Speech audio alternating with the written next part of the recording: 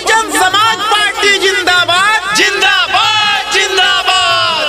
बाबा साहब अमर रहे, अमर रहे, अमर रहे। मनोहर कांशीराम साहब अमर रहे, अमर रहे, अमर रहे। बहन कुमारी मायावती जिंदाबाद जिंदाबाद। अनिल पांडे जिंदाबाद जिंदाबाद जिंदाबाद। वादे नहीं काम करेंगे, जन जन का सम्मान करेंगे। भाइयों और बहनों, 175 कैंट विधानसभा लखनऊ बहुजन समाज पार्टी के बहुत ही कर्मठशील समाज सेवी प्रत्याशी आदरणीय अनिल पांडे जी को चुनाव निशान हाथी वाला बटन दबाकर भारी बहुमत के साथ विजयी बनाना है और अपने संपूर्ण विधानसभा का विकास कराना है। यूपी करे पुकार, फिर से बसपा सरकार। अनिल पांडे जिंदाबाद जिंदाबाद जिंदाबाद। यूपी करे पुकार, फिर से बसपा सरकार। हर घर में होंगी खुशियाँ जब होगा रोजगार। अनिल पांडे जी को मिलके जिताएंगे, अनिल पांडे जी को मिलके जिताएंगे। बहन कुमारी मायावती जी को सीएम बनाएंगे। 2022 में बीएसपी का परचम लहराएंगे। जी हाँ, आप सबका अपना चहेता, आप सबका बेटा, आप सबका भाई अनिल पांडे 175 कैंट विधानसभा लखनऊ प्रत्याशी बहुजन समाज पार्टी।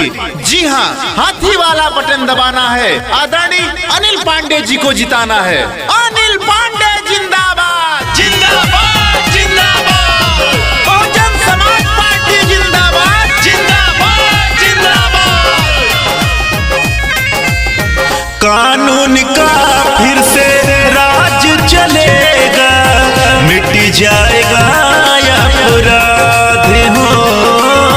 सर्व समाज सेवी अनिल पांडे चाहिए आपका साथ। हे भाई हो, चाहिए आपका साथ। बहन कुमारी मायावती जिंदाबाद जिंदाबाद। हो कानून का फिर से राज चलेगा, मिट जाएगा अपराध। सर्व समाज सेवी अनिल पांडे जी चाहिए आपका साथ।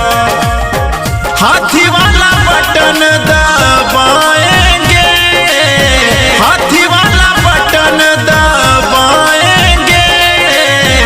अनिल पांडे भैया जी को विजयी बनाएंगे। 2022 में बीएसपी का परचम लहराएंगे। फिर से होगा विकास जब यूपी में होगा बसपा सरकार। बहुजन समाज पार्टी जिंदाबाद जिंदाबाद जिंदाबाद। अनिल पांडे जिंदाबाद जिंदाबाद जिंदाबाद। अनिल पांडे जिंदाबाद जिंदाबाद जिंदाबाद। अनिल पांडे जी हैं सबके चहेता, वादा हर निभाएंगे। होगा विकास विश्वास है सभी को, बीएसपी को लाएंगे। बीएसपी को